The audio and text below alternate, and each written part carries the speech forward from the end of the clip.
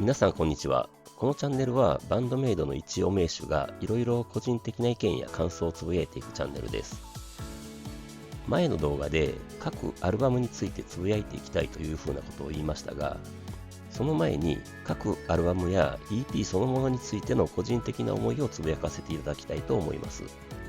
Wikipedia を参考に歴史を振り返りながら順を追ってつぶやかせていただきます。まず2014年1月にデビューアルバムとなるメイドインジャパンがリリースされますが、これはバンドメイドの初期形態というか第一形態ですよね。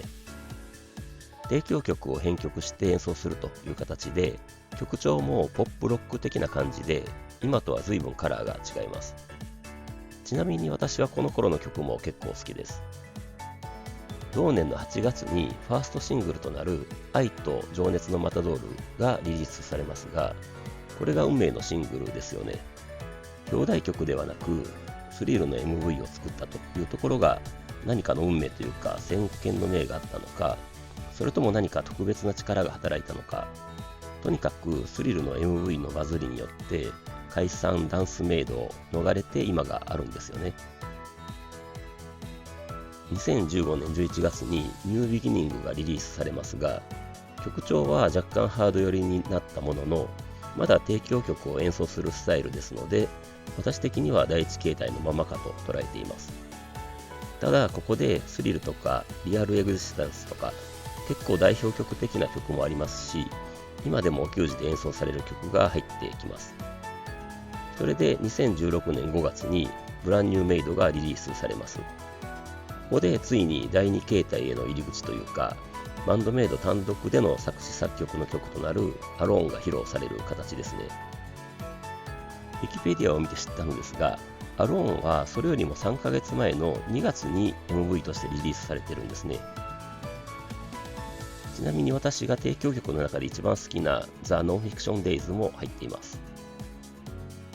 同年の11月にシングルのヨーローがリリースされます。アンフェアゲームやマッチレスガムという隠れた名曲が収録されてますよね。2017年1月に初となるフルアルバム Just Bring It がリリースされます。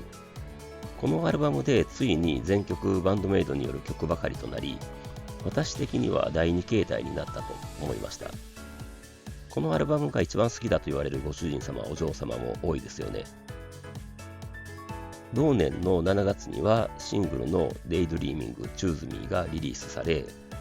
バンドメイドのスタイル的なものが確立されてきたように思います。それで2018年2月に World Domination がリリースされます。私的にはこのアルバムが第2形態の完成形だと思っています。多分このアルバムが一番好きだというご主人様お嬢様は多いのではないでしょうか。同年の7月にシングルスタートオーバーがリリースされますが、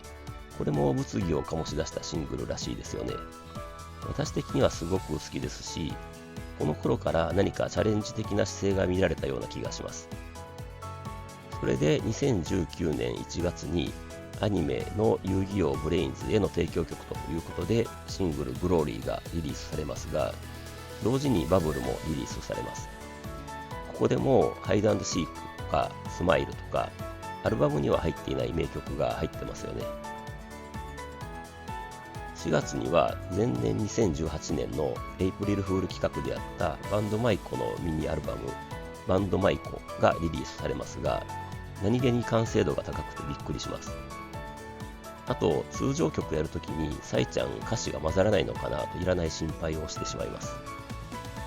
藤木は別人だから大丈夫という設定ですかね。それで2019年12月にカンカラーがリリースされます。このアルバムは賛否あったみたいですが、私的には第3形態へ移行するための実験的な感じというか、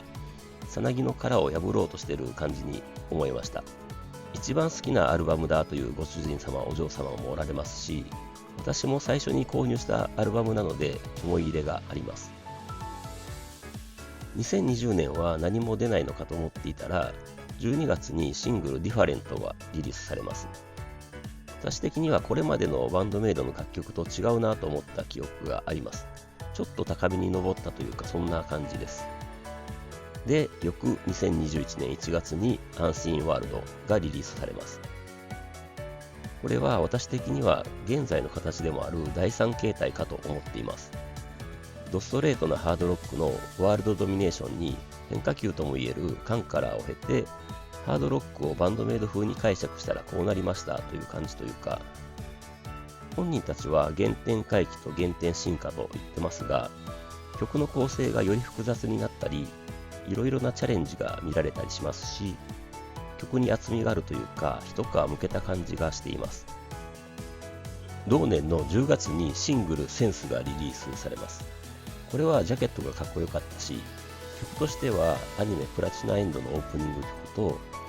全日本大学 e スポーツ対抗戦のバトルテーマの火花と、角サイちゃん作詞のコラリウムということで、さらにいろいろチャレンジしてるなという感じでした。2022年1月にリリースされたわけではないですが、アンシンワールドのスコアブックについていたアンシンワールドインストゥルメンタル CD があります。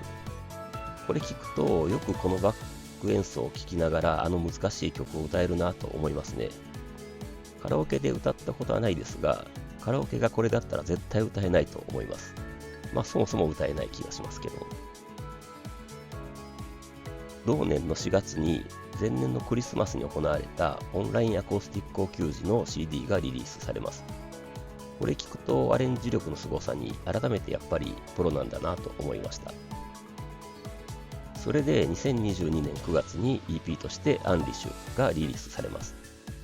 これは第3形態に慣れてきて、そこで作られた曲たちというイメージを私は持っています。それで最後、現在の最新曲でもあるメモラブルが2023年2月にリリースされ、今に至るという感じです。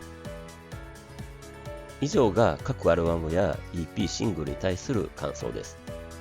完全に個人的な思いですので、異論だらけかと思いますがご容赦ください。今回は以上です。ではまた次回。